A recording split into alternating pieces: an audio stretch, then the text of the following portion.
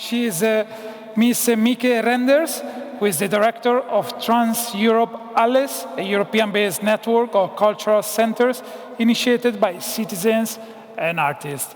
Mieke, we see you. How are you? Where are you connecting from? You are right. I'm in Sweden. Good morning. Okay, that's perfect. We hear you very well, so the floor is yours. Thank you. Thank you so much. Dear friends, dear artists, dear mavericks, dear souls of the arts, from Rome with love. An invisible wind has come upon us and has stopped our daily lives. This wind has invited us all to retreat and go in confinement with ourselves and our dearests, if this is even possible. Whilst the world became silent, our activities have been shutting down and physical distancing has become a rule.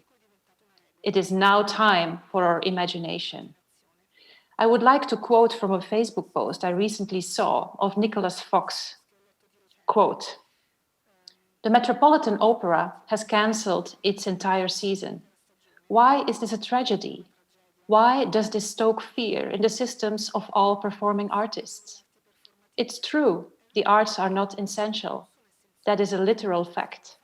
Air, food, water, and medicine are essential, and the people who provide and or sustain these things are our essential workers.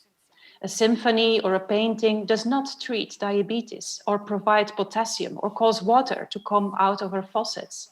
However, what the arts do is give life meaning. The arts make life, once it has been essentialized by our doctors, our farmers, and our utility workers, worth living. That is the difference between life and living. The arts do not describe life, they describe living. The arts etch into sound and sight and ID what it is to be a human being in this world. The arts transcend the idea of the essential and make life not merely survivable, but purposeful and profound. They give their voice to every feeling and experience, bad, good, trivial, epochal, light-hearted, of the deepest fount of tragedy, that human experience.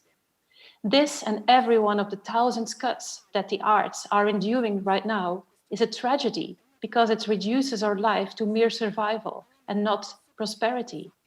The question is posed the wrong way. Are the arts essential? That's beside the point. Rather, when the arts are extinguished or existence is reduced to only the essential, and that is not living, but merely life." Unquote. Do we need arts to survive when comparing this with education and with health, food, or streets? No. But yes, we need culture as food for our souls in order to thrive in life and make our lives meaningful. Otherwise, we will end up in hatred, more polarization, misunderstandings, and in wars. It is now time for imagination, and let this Rome Charter spark it plentiful. The arts are the feeders of our souls.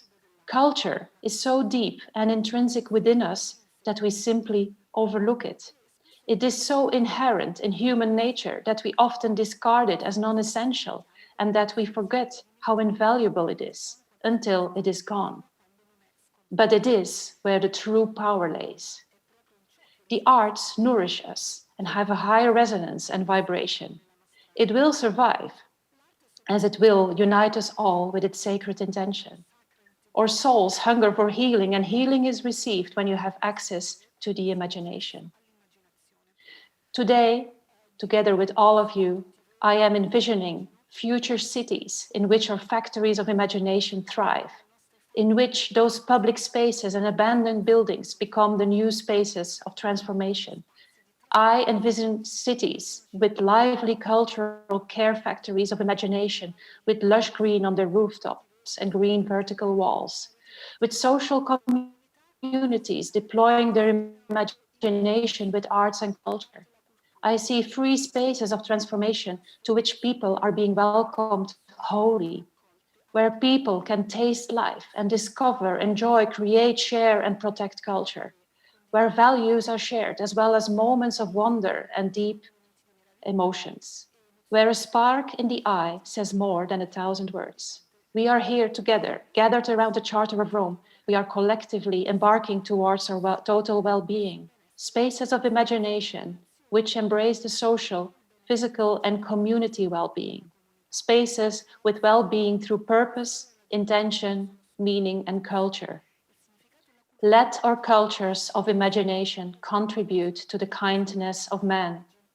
Grassroots and cultural efforts create a continuum of change, and we are all connected in this system. Never underestimate the power of collective conviction around an outcome.